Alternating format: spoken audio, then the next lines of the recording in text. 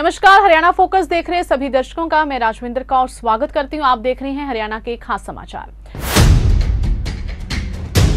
हरियाणा के मुख्यमंत्री मनोहर लाल ने प्रदेश के अंत्योदय परिवारों के और बड़ी राहत देते हुए ऐसे परिवारों के बिजली संबंधी विवादों के निपटान के लिए बड़ा निर्णय लिया है।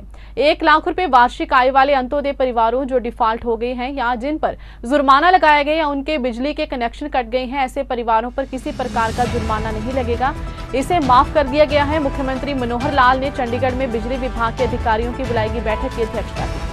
बैठक में ऊर्जा मंत्री चौधरी रणजीत सिंह भी उपस्थित थे। मुख्यमंत्री ने कहा कि डिफॉल्ट राशि चाहे कितनी भी हो, ऐसे उपभोक्ताओं को केवल 1 साल के औसतन बिल से अधिक राशि का भुगतान नहीं करना होगा, चाहे 10 साल का ही पेंडिंग बिल क्यों न हो।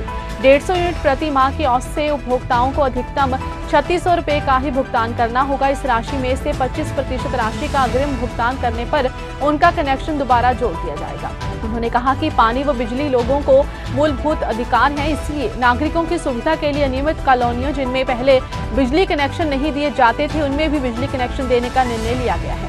नागरिकों को केवल आवेदन करना होगा, इसके लिए उनसे कोई अन्य दस्तावेज नहीं मांगा जाएगा और लगभग 1 माह में बिजली का कनेक्शन जारी कर दिया जाएगा। मुख्यमंत्री ने अधिकारियों को निर्देश दिए कि कृषि ट्यूबवेलों के लिए किसान स्वैच्छिक रूप से अपना लोड बढ़ाने की घोषणा करें। इसके लिए वर्ष 2018 में आरंभ की गई योजना को पुनः चलाया जाए। यदि कोई किसान आवश्यकता अनुसार बड़ी मोटर लगाना चाहता है तो उसे अब स्वैच्छिक लोड घोषित करना होगा, जिसके बाद लोड को बढ़ा दिया जाएगा। अब किसानों को लोड बढ़ाने में किसी प्रकार की कठिनाई नहीं आएगी। उन्होंने कहा कि किसानों को सूक्ष्म सिंचाई योजना अपनाने के लिए प्रेरित किया जाएगा, इसलिए किसान हित में योजना जरूरी है। सौर ऊर्जा व सूक्ष्म सिंचाई को अधिक से अधिक बढ़ावा दिया जाना चाहिए।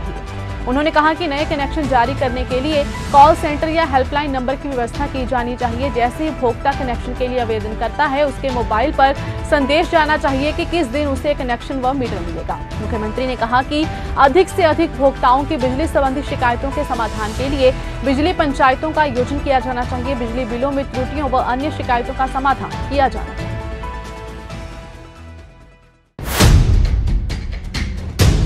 हरियाणा के मुख्यमंत्री मनोहर लाल ने कहा है कि परिवार पहचान पत्र के तहत आय सत्यापन से संबंधित प्राप्त नागरिकों की शिकायतों का आगामी 2 माह में निपटारा कर दिया जाएगा। इसके लिए अतिरिक्त जिला उपायुक्तों को ओवरराइडिंग पावर दी गई है कि वे दस्तावेजों के आधार पर आय को सत्यापित करके पीपीपी में दर्ज आय को अपडेट कर सकते हैं। मुख्यमंत्री मनोहर लाल, जो हरियाणा परिवार पहचान पत्र प्राधिकरण के चेयरमैन भी है, ने शुक्रवार को चंडीगढ़ में प्राधिकरण की 5वीं बैठक की अध्यक्षता की।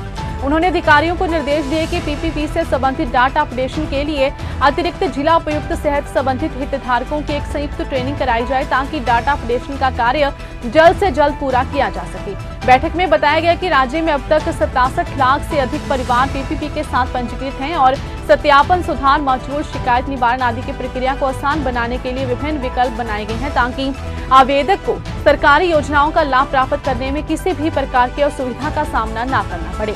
मुख्यमंत्री ने बताया कि पीपीपी से संबंधित नागरिकों की शिकायतों के निपटान के लिए भी समुचित व्यवस्था बनाई गई है। अभी तक 8,64,000 शिकायतें प्राप्त हुई हैं, जिनमें से 8,18,000 से अधिक शिकायतों का निपटान किया जा चुका है। इसके अलावा अधिकारियों को निर्देश दिए गए हैं कि शिकायतकर्ता से फीडबैक लिया जाए कि वे शिकायतों के समाधान से कितना संतुष्ट है।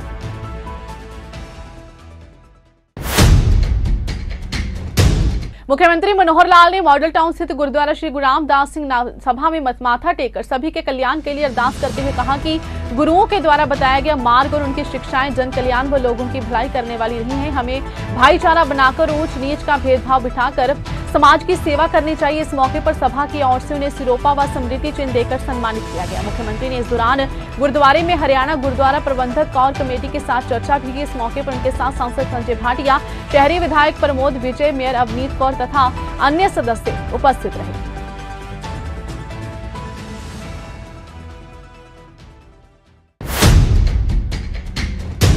केंद्रीय गृह मंत्री अमित शाह हरियाणा के हिसार में एक जनसभा को संबोधित करने के लिए पहुंचे थे। हरियाणा में अगले साल होने वाले लोकसभा और विधानसभा चुनाव के लिए भारतीय जनता पार्टी के चुनाव अभियान की शुरुआत करते अमित शाह ने भूपेंद्र सिंह हुड्डा और कांग्रेस पर जमकर हमले किए। अमित शाह ने कहा कि जब भूपेंद्र सिंह हुड्डा की सरकार थी तो वे केवल 3D के लिए काम करती थी। उन्होंने 3D का मतलब दरबारी, दिल्ली का दामाद और डीलर बताया। अमित शाह ने यह भी दावा किया कि मनोहर लाल की सरकार ने इन तीनों को ही खत्म किया है।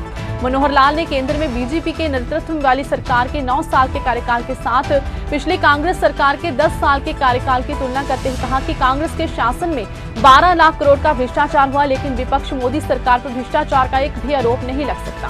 उन्होंने कहा कि मोदी सरकार के 9 साल भारत के गौरव के 9 साल, गरीब कल्याण के 9 साल, भारत की प्रगति के 9 साल हैं। कोविड के बाद पूरी दुनिया मंदी की चपेट में है, लेकिन मोदी जी की नीतियों के कारण मंदी भारत में दस्तक नहीं दे पाई है। ये एक बड़ी उपलब्धि।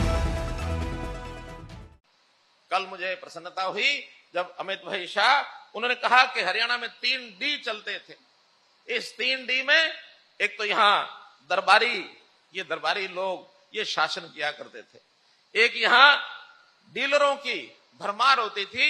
ये जो डीलर थे ये अपने देश में, इस प्रदेश में शासनों की बागडोर अपने हाथ में रखते थे।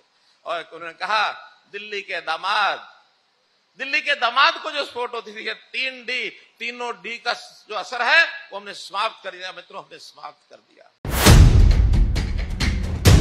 हरियाणा के मुख्यमंत्री मनोहर लाल की बेसहारा, बेघर या पर्याप्त व आत्मसमर्पित बच्चों का पालन पोषण, मुफ्त शिक्षा व रोजगार के लिए आरंभ की गई हरिहर योजना से उन बच्चों के चेहरे पर उस समय मुस्कान आई जब मुख्यमंत्री ने 11 बच्चों को सरकारी विभागों में नौकरी के नियुक्ति पत्र सौंपे। मुख्यमंत्री मनोहर लाल ने मुख्यमंत्री निवास संत कबीर कुटीर में आयोजित कार्यक्रम में 11 बच्चों को सरकारी विभागों में नौकरी के नियुक्ति पत्र सौंपे। इन बच्चों को स्कूल शिक्षा, स्वास्थ्य, शहरी स्थानीय निकाय, स्वास्थ्य विभाग, महिला एवं बाल विकास उपायुक्त कार्यालय कैथल में ग्रुप सी व ग्रुप डी के पदों पर नियुक्ति दी गई। महिला एवं बाल विकास के अतिरिक्त मुख्य सचिव डॉक्टर सुमित्रा मिश्रा ने मुख्यमंत्री को अवगत करवाया कि हरियाणा देश का एक ऐसा पहला प्रदेश है जहां ऐसे बेसहारा बच्चों के लिए यह अनोखी योजना शुरू की गई। उन्होंने कहा कि एक पुण्य का काम है। उन्होंने बताया कि इन 11 बच्चों में 9 लड़कियां व 2 लड़के हैं, जिसमें अदिति, प्रार्थना, माधवी, मधुलिका, नीलिमा, अनादि, सुधा, सरिता, दिव्या, कन्हैया, हिमांशु शामिल है। राज्य सरकार को राज्य के बाल देखभाल संस्थानों से 18 वर्ष की आयु पूरी करने वाले प्रत्यक्ष व आत्मसमर्पित बच्चों के शैक्षणिक, वित्तीय व रोजगार के लाभ प्रदान करने के लिए हरिहर नीति अनुसूचित की गई है।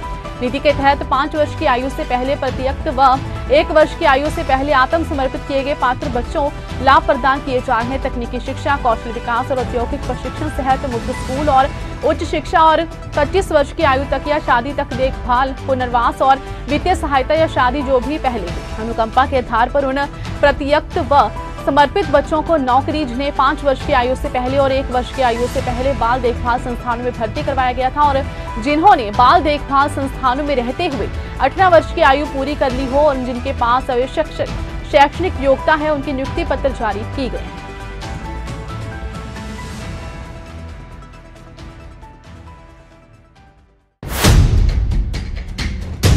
हरियाणा के मुख्यमंत्री मनोहर लाल की अध्यक्षता में उच्च अधिकार प्राप्त कार्य समिति और विभाग उच्च अधिकार प्राप्त कार्य समिति की बैठक में लगभग 146 करोड़ रुपए से अधिक की खरीद व कॉन्ट्रैक्ट को मंजूरी दी गई है। मुख्यमंत्री मनोहर लाल की अध्यक्षता में चंडीगढ़ में उच्च अधिकार प्राप्त कार्य समिति और विभाग उच्च अधिकार प्राप्त कार्य समिति की बैठक में लगभग 146 करोड़ रुपए से अधिक की खरीद व कॉन्ट्रैक्ट को मंजूरी दी गई। बैठक में ऊर्जा मंत्री रणजीत सिंह, कृषि एवं किसान कल्याण मंत्री जेपी दलाल और श्रम राज्य मंत्री अनूप धानक भी मौजूद रहे। बैठक के उपरांत मीडिया से बातचीत करते हुए मुख्यमंत्री ने बताया कि बैठक में सिंचाई, हार्टिन बैंड, रिकॉर्ड परिवहन, हरियाणा विद्युत प्रसारण निगम लिमिटेड और पशुपालन विभाग के कुल 21 एजेंडा रखे गए थे, जिसमें से अधिकतर एजेंडे को मंजूरी दी गई। उन्होंने बताया कि बैठक में रखे गए एजेंडों में कुल मूल्य लगभग 156 करोड़ रुपए थी, लेकिन विभिन्न बोलीदाताओं से नेगोशिएशन के बाद दरें तय करके लगभग 10 करोड़ रुपए की बचत की गई है। बैठक में पशुओं की चिकित्सा देखभाल के लिए पशुपालकों की सुविधा हेतु 70 मोबाइल पशु वैन की खरीद को भी मंजूरी प्रदान की गई। इस पर लगभग 11 करोड़ रुपए की लागत आएगी। इसके अलावा Haryana large scale mapping project को गति देने के लिए लगभग 32 करोड़ रुपए की लागत से 300 GNSS रोवर की खरीद को भी मंजूरी प्रदान की।